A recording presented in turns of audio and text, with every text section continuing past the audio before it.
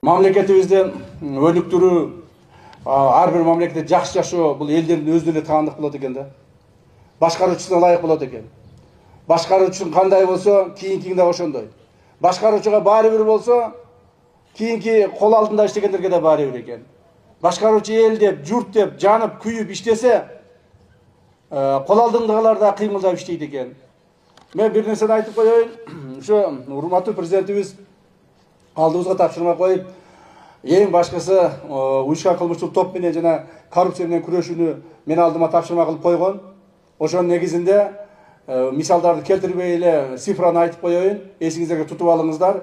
Бүгүнкү күндө Кыргызстан мамлекети боюнча 5 жылдын ичинде уюшкан кылмыштуулукка, коррупцияга каршы күрөштөрдүн негизинде мамлекетке 300 миллиард сом акча кайтарылды. 300 миллиард сом акча. Бул деген мамлекеттин бүгүнкү күндөгү 7 миллиард мамлекет азыр 700 миллиард бюджетибиздин жарымы кайтарылды дегенди.